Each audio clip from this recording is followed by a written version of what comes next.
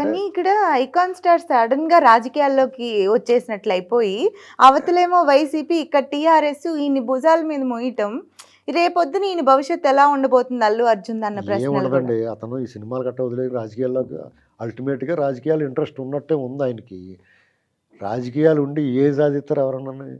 ఏం ఏ సాధించలేదు సాధిస్తారు? ఇప్పుడు వాళ్ళకే ఇప్పుడు కొత్తగా పేరేమి సంపాదించుకోవాలి అతను. అధికారానికి ఆయనకి ఏం లోటు లేదు, అధికారానికి కూడా. ఇప్పుడు ఆయనకి ఎలా అరెస్ట్ చేయడానిగానే ఈ ఎన్డీఏ కూటమిలో అందరూ స్పందించారు. విచిత్రంగా ఎన్డీఏ కూటమికి వ్యతిరేకంగా ఉన్న వైసీపీ, బీఆర్ఎస్ కూడా స్పందించింది అతనికి అనుకూలంగానే. కాంగ్రెస్ మీద మిగతా వాళ్ళందరూ స్పందించారు. కాంగ్రెస్ కూడా అంతర్గతంగా ఎందుకు వచ్చిన కూడా ఇది అంతా అనుకుని ఉంటారు వాళ్ళు. మెయిన్ ఏంటంటే ఇలాంటి కష్టాలు రావడానికి విధి ఒకటి ఉంటుంది. మనం దాన్ని చాలామంది నమ్మకపోవచ్చు, కానీ కొన్ని దరిద్రాలు మనం అంటించుకోకూడదు. అంటే దుష్టజన సాంగత్యం కానీ ఆ దుష్టులతోటి మనం సావాసం చేస్తున్నామన్న ఊహ కూడా నష్టం చేస్తుంది. అంటే వైసీపీ గాలి డెఫినెట్గా సోకటం వల్ల. వైసీపీ అనేటువంటిది దరిద్ర గుట్టు పార్టీ అండి, మసిగుట్టలాంటిది అది. దాన్ని ముట్టుకోకూడదు, వాళ్ళ టైం బాగోలేదు. ఇప్పుడు వాళ్ళు ముట్టుకున్నారనుకో, వాళ్ళు టైం బాగున్నప్పుడు ముట్టుకున్నా, టైం బాగోలేనప్పుడు దరిద్రం మనకు కూడా వచ్చేస్తుంది. ఆ పార్టీ అధికారంలోంచి లేకపోయినా కానీ ఆ దరిద్రం వీళ్ళకి అంటుకుంటుంది. మీరు కావాలంటే చూసుకోండి, కేసీఆర్ గారు ఆయన తప్పేం చేశాడు, ఎందుకు ఓడిపోయాడు? ఆయన తప్పేనా చేశాడా? మీకు కానీ నాకు కానీ సామాన్యులకి కానీ కష్టం కలిగిందా? లేదు. జగన్మోహన్ రెడ్డి లాగా వేధించి తినలేదు కదా, అరాచకం చేయలేదు కదా, అభివృద్ధిని ఆపలేదు కదా, సంపద సృష్టించడం మానలేదు కదా, మరి ఎందుకు ఓడిపోయాడైనా? వాళ్ళతో దరిద్రం అంటుకుంది వాళ్ళకి, దుష్టజన సాంగత్యం. అర్థమైందా మీకు? జగన్మోహన్ రెడ్డి దరిద్రం అని ఎందుకు అంటున్నానంటే, అర్ధరాజ్యమిత్తు అడుక్కుని చెప్పు కడిగి దాచిపెట్టుకున్నాడు దరిద్రుడు, కాకపోతే ఇంకెవరు అవుతాడు? డబ్బులు ఇవాళ కొల్లగొట్టేసి దోపిడీ చేసి సంపాదించుకుంటే ధనవంతుడైనంత మాత్రాన భావదారిద్ర్యము, నడత దారిద్ర్యం వదలదు వాళ్ళని. వాళ్ళందరూ అతను నమ్ముకునే వాళ్ళందరూ మటాష్ అయిపోయినట్టే, అదే కదా దరిద్రం. అతను ఎవడు నమ్ముకుంటాడు? ఎటు దూకేస్తున్నారో తెలియదు. బహుళ అంతస్తుల బిల్డింగ్లో మంటలు చెలరేగినప్పుడు అందులో దూకేస్తాడు బయటికి, అలా దూకేస్తున్నారు వాటి నుంచి. అటువంటి వాళ్ళు నీకు మద్దతుత్తంగా వచ్చారు, మీ దానివల్ల బాబు మీరేం మాట్లాడకండి అని పంపించాలి.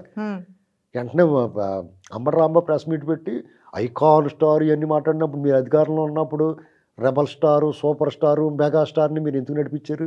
అరికాళ్ళు మోకాళ్ళ దగ్గర అరిగిపోలేక ఎక్కడో గేట్ దగ్గర నుంచి సిగ్గులేదా మీకు మాట్లాడడానికి? వీళ్ళు మాట్లాడటం వల్ల అల్లు అర్జున్ మీద ఉన్న సానుభూతి కూడా పోద్ది.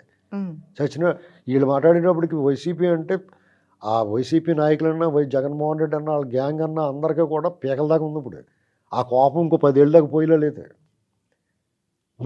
మీరు మద్దతుగా మాట్లాడారంటేనే అతని మీద ఉన్న మంచి ఐస్ క్రీమ్ కరిగినట్టు గరిపోద్ది, కొంచెం వాళ్ళ మీద సానుభూతి కూడా.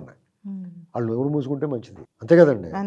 సినిమా తారలు కూడా అతను ఏం తప్పు చేయడు, అతను అక్కడనే బాధ్యులు చేస్తారా, ఇలాంటి మాటలు మాట్లాడుతున్నారు. తప్పదు, కొన్నిసార్లు బాధ్యత వహించాలి.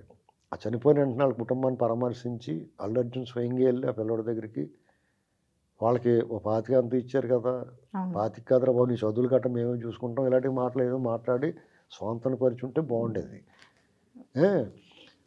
ఇప్పుడు కూడా ఖర్చు అయ్యి ఉంటుంది గ్యారంటీగానే, పైకి చెప్పరు కానీ ఇంత అయిపోయి ఉంటుంది. టపమని లాగేసి ఉంటారు. ఏంటండి, సొమ్ము పోయి దుమ్ము పట్టిందా? ఇప్పుడు మీరు ఏదో అనుకుంటున్నారు, చాలా పేరు ప్రతిష్టలు వచ్చినాయి, ఒక జైల్లోకి వెళ్ళి వచ్చాయంటే ఇమేజ్ పెరుగుద్ది, సినిమా కలెక్షన్లు పెరుగుతాయి అనుకుంటున్నారు. అతను ఈగో మీద దెబ్బపడింది. అహాన్ని ఎంతటి వాడైనా సరే ప్రభుత్వం తలుచుకుంటే లోపల పడతారనేటువంటి విషయం అర్థమైంది. హైకోర్టు బెయిల్ ఇచ్చినా సరే తక్షణం విడుదల చేయమన్నా కానీ అతను రాత్రి విడుదల చేయలేదు, పొద్దున్న విడుదల చేశారు. దాని మీద మీరు కేసు పెట్టవచ్చు, లేకపోతే రేపు అతను ప్రొసీడ్ అవ్వచ్చు. అయినా సరే రాత్రి ఉన్నాడు కదా అక్కడ, ఉంచారు కదా. ఇది గుర్తుపెట్టుకోవాలి ఎవరన్నా సరే, అర్థమైందండి? అలాగని చెప్పేసి రాజ్యాధికారం, రాజకీయ అధికారం కోసం ట్రై చేస్తే అప్పుడు ప్రమాదం ఉంటుంది. మీరు రాజ్యాధికారం వచ్చిన తర్వాత ఓవరాక్షన్ చేస్తే అధికారం పోయిన తర్వాత ఇప్పుడు జగన్మోహన్ రెడ్డిలో దాక్కోవాలి, అటు ఇటుని ఇటు పారిపోవాలి, వెళ్ళిన పరిస్థితి వస్తాయి. లుకౌట్ నోటీసులే జారీ చేస్తారు. ఇలాంటి పరిస్థితుల్లో దీని అన్నిటికి ఏం చేయాలంటే, ఎదిగి కొద్దిగా ఒదిగి ఉంటే ఇంక ఏ సమస్య ఉండదు. నువ్వు సంపాదించుకున్నది నువ్వు అందంగా తిను, ₹1 పెట్టాలనుకుంటే పెట్టు, నీ మంచి పేరు యాడ్ అవుతూ ఉంటుంది, బ్యాంక్ అకౌంట్ యాడ్ అయినట్టు. ప్రతి సినిమా చేసినప్పుడు అకౌంట్లో డబ్బులు ఎలాగ వస్తాయో, నువ్వు మంచిగా ఉండి అందరితో పద్ధతిగా ఉండి 6 గంటగా, లేకపోతే నీకు కూడా మంచి పేరు యాడ్ అయిపోతూ ఉంటుంది. ఇది ఒకటే చెప్పగలం మనం. ఏంటంటే అతను విమర్శించాలి, అతని ఇష్టం, అతను ఎలాగైనా ఉంటాడు, దాన్ని మనం విమర్శించలేము. నాకు యాక్చువల్గా అల్లు అర్జున్ అంటే ఇష్టమే, బాగా యాక్ట్ చేస్తాడు కాబట్టి అతని సినిమాని ఆసక్తిగా చూస్తాను. ఇవన్నీ విమర్శించి తెచ్చుకోలేదు. ఇది ఆ సంఘటనలు అలా జరిగినాయి అంతే. దాన్ని ఎవరినే బాధ్యులు చేయలేం. రేవంత్ రెడ్డి గారికి ఉండి ఇగో రేవంత్ రెడ్డి గారికి ఉంటుంది. ఇప్పుడు చంద్రబాబు గారు పవన్ కళ్యాణ్ గారు ఉన్నారనుకోండి, అసలు వాళ్ళకి ఏం సంబంధం లేదు ఇందులో. వీళ్ళు ఆ పచ్చ మాఫియా చేసింది చంద్రబాబు చేయించాడు, చంద్రబాబు గారు ఎందుకు చెందిన ఆయన అక్కడ అరెస్ట్ చేయాల్సి అంబటి రాంబాబులు ఆ నాని ఈ నాని బుణత మందిలో జగన్మోహన్ రెడ్డితో సహా అందరినీ లోపలెట్టేసి పరిస్థితిలో కూడా అది మానేసి ఇది ఈ పని చెబుతాడైనా. బాలకృష్ణ గారికి అల్లు అరవింద్ గారికి ఎంత సత్సంబంధాలు ఉన్నాయి. ఇప్పుడు కాదు కదా, ఎన్టీ రామారావు గారు అల్లు రామలింగ గారి దగ్గర నుంచి ఉన్నాయి. మన కళ్ళ ముందు చూస్తున్నాం. ఆహాలో అన్స్టాపుల్ షోలో బన్నీ కానీ బాలకృష్ణ గారికి వాళ్ళకి బంధం కానీ ఆ పిల్లలతో ఇవన్నీ ఒక రకమైన ఫీల్ గుడ్ వాతావరణం ఉంది.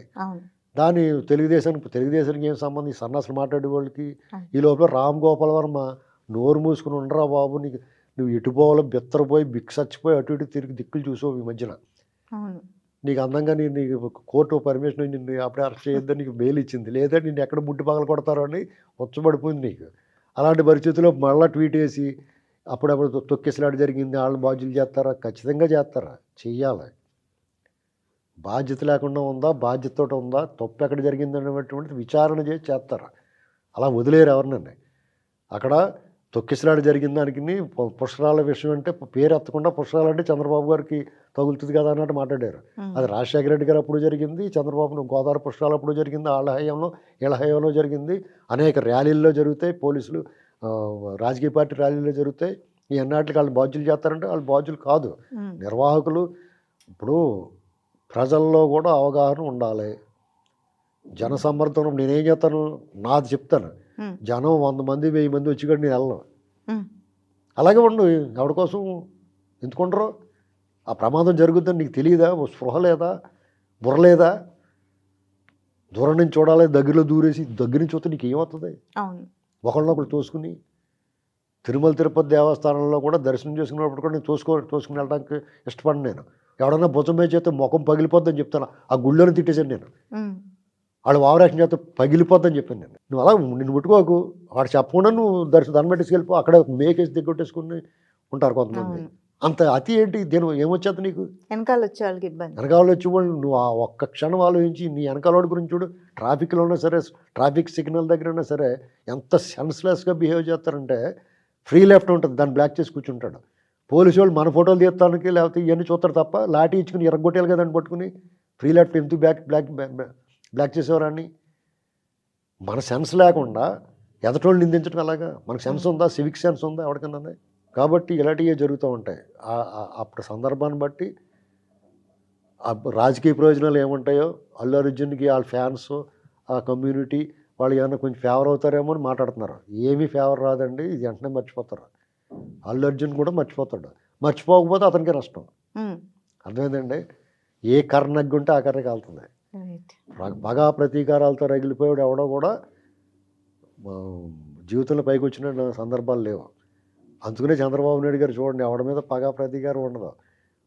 మరమేకులు అటువంటి ఆయన ఎవడన్నా బిగించాలనుకోండి, ఆ మరమేకి తిప్పుతారు. అలా తిప్పుతుంటే స్లోగా టైట్ అయిపోతూ ఉంటుంది.